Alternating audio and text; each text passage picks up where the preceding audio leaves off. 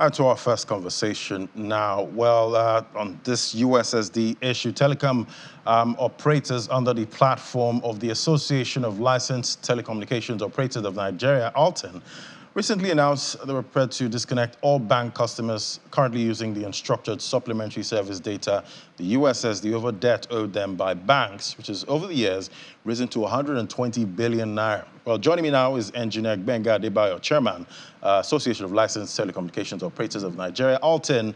Joining me via Zoom. Great to have you on the show. Good morning. Good morning, and thank you for having me. Yeah, this almost seems like a deja vu. About 4 months ago, we spoke about this last year, and the figure was about 80 billion naira then. How come this isn't settled yet, and what are the banks saying?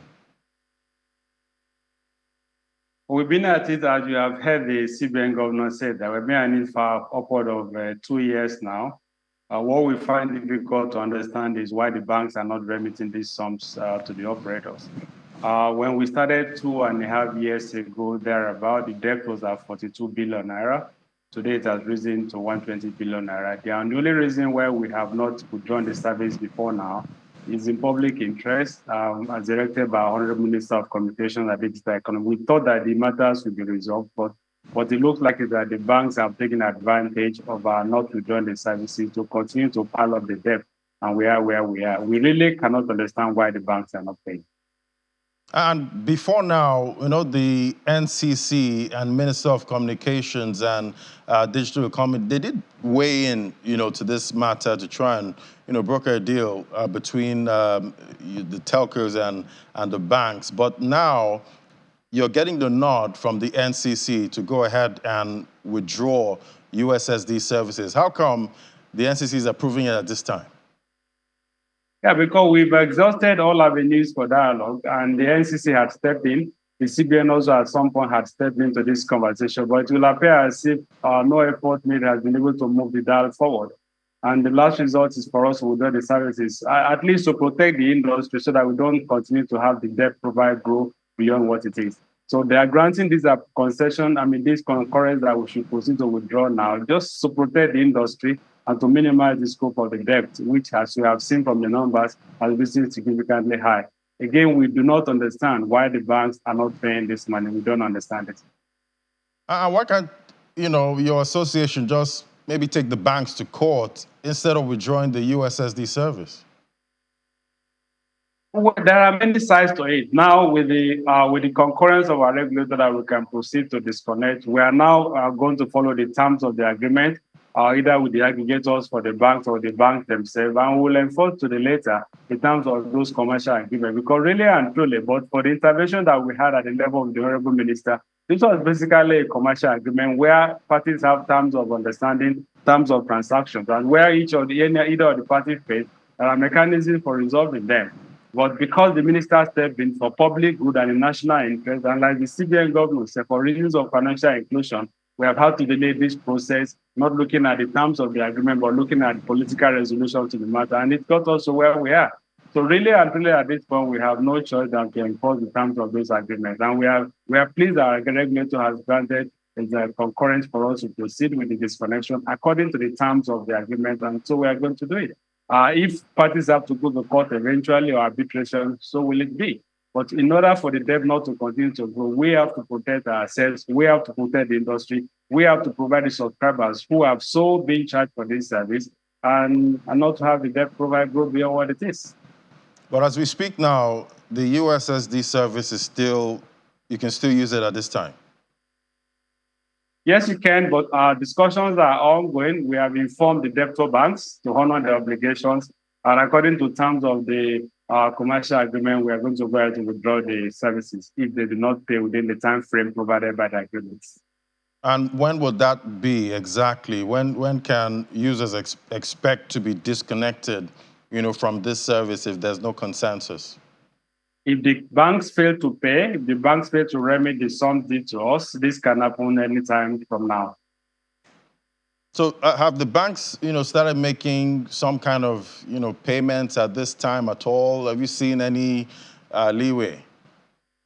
But what we have done is to inform them, as provided by the terms of the agreement, And we are hoping that parties will be honorable and reasonable enough to follow those terms. And we hope that we will not come to a point where we have total blackout of USSD service.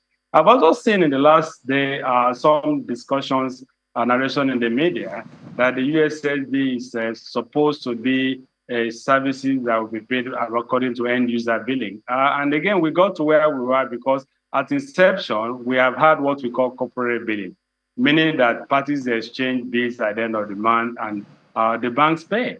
At some point, the banks did say to us that these are supposed to be telecom subscribers and we should go ahead and bill them. But our concern at the time is that if we bill the subscribers from the airtime or from data service, at the other end, the banks will bill and deduct from their account. It amounts to double billing. And that was why the minister stepped in and said, no, let the status quo remain while parties discuss.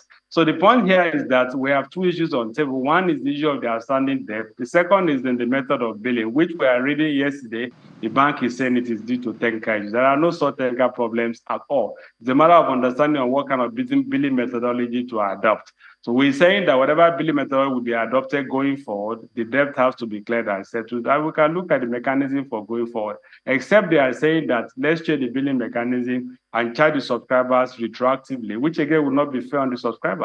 And these are issues that has to be discussed on roundtable for public good and the interest of the subscribers. We provide carrier services. In essence, our role is to transport the subscribers from their devices to the bank. We do not have control over what happens on the platform of the banks. So imagine that you hire a Uber to go to the bank. You book a taxi fare or a Uber or any form of commercial taxi to go to the bank. They bring you to the door of the bank, you pay them for the service. What happens when they get into the bank is no longer in the hands of the transporter that took you to the bank. So ours is just carrier service that deliver users to the bank. So what happens on the banking platform, whether they go there to transfer money, they go there to do credit reward withdrawal, they go there to eat or to sleep or to dance, we don't know. So, and we think that the services that we provide, which is to deliver people to the doors of the platform of the bank, should be paid for. So the arguments of how we are billing, how we are not billing, that doesn't arise in this case. We only provide carrier services and we do not have any control over what happens at the banking platform. So the argument of saying that they do not understand that we are billing, the billing is not transparent enough, because of course we do not have access to what happens at the end. So what we know is that services, subscribers that we deliver to the banking platform, we have a record of them. We have a record of successful transactions to that effect. Whatever happened on the end of on the banking platform is not feasible to us, and we have no control by it. So we believe and we insist that this sum due to us has to be paid by the banks.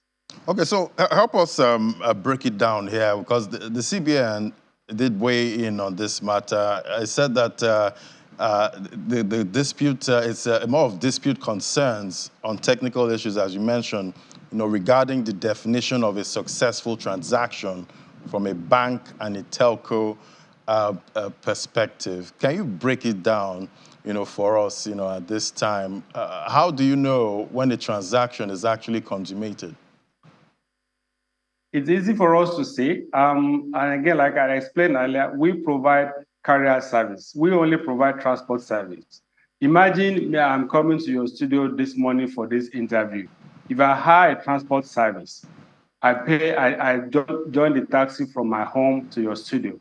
When I get to your studio, I've been delivered to your facility by the transporter. I have to pay the transport man for this service.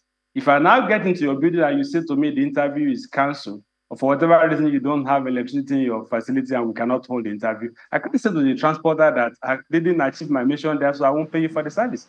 It's as simple as that. So we deliver subscribers from their devices to the bank, to the banking platform. What happens on the bank, but once we deliver them, we have a record of successful transactions, successful delivery. Once that happens, our job is done. We should get paid for this service. What now happens when they get to the infrastructure of the bank at the other end is not feasible to us and is not in our control. And we do not think that whatever reason of they are going to the banking facility, we should be accountable for what happened at that time. We do not think so. So at the end of the day, you charge whether or not the service is consummated? So long as we deliver subscribers to the platform of the banks, yes, we charge. So long as we have record of successful transaction from origination to delivery, yes, we consider that as successful because mission accomplished, Yes, we do charge. Now, what happens at the end of the infrastructure of the banks, we have no visibility of it because we don't see what happens there. So we can't be held accountable for issues of complexity or difficulty in transactions when they get to the platform of the banks.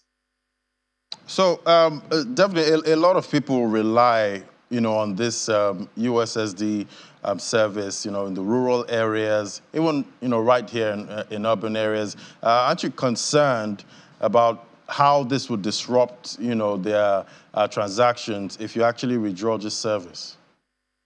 We are very concerned, and that accounts in part for why the debt has lingered for so long. But it has come to a point where we have to protect our own industry. Debt of 120 billion naira outstanding today is a lot of money. That's enough to sink an entire sector. And that's why we need to tread very carefully. You can't owe the bank a naira. You can't owe them a million naira. You can't owe them for upward of so many years that we're talking about. You know what the banks will do to you. So we're saying that this debt has lingered for so long. We haven't taken this step for now till now because of public good and on account of the intervention of our minister and also our regulators. But it will appear that all those efforts have to no avail, and we just have to do something at this stage to minimize the scope of the debt to ensure that parties honor the obligation, and we can look at the way forward. So we are as well as concerned. But in the same way, we're also concerned about the survival of our industry. And is there any chance that you don't get this, funds back? And what happens next? And now that we see the CBN is weighing in on the matter, is there any light at the end of the tunnel? That provides some ray of hope. It's quite comforting to hear the CBN governor saying what he has said on television. So we hope that with this intervention, we'll be able to resolve the matter without having to recourse to total withdrawal of services. Yeah, so we are hopeful, and we hope that parties will now honor the obligation and we can move on. And it's quite interesting. Tomorrow is World Telecommunications Day, and we're having these issues right here in Nigeria. How are you guys looking to celebrate that day tomorrow? Well, we think we've done well as an industry. You have seen the impact of telecom on the national economy. Again, you have also seen the consideration and the human face of the sector. Again, how can one industry carry debt profile of 142 billion over 2 years and now rising to 120 billion? So we've done a lot for the society and for the economy. We believe that this should be complemented by those to whom we provide services honoring the obligation to us. We celebrate the subscribers. We thank the subscribers because there are reasons why we are here. And we're actually on this issue and on this road of dispute with the banks in the best interest of subscribers, because there is a question to ask. These services have been paid by the subscribers. And what happened to the part of that belongs to the operators? This is the question to ask, and nobody is asking this question. Because in the intervening years, the USSD service is not free to anyone. I know that till this morning, even when you do USSD transactions, you still get some debit on your account. So the big question to ask is, where is this money that is deducted from subscriber accounts? So there's also a moral burden on the shoulders of the banks, and they must account for this to everyone. All right, I guess we'll also do our best to also hear from the banks too. Thank you so much, Engineer Gbenga Adebayo, Chairman, Association of Licensed Telecom Operators of Nigeria. Thank you for coming on the show today. And I hope this is resolved. Thank you for having me. As soon as possible. Thank you, we hope so. We hope, Right. we really hope. Okay, thank you. Thank you.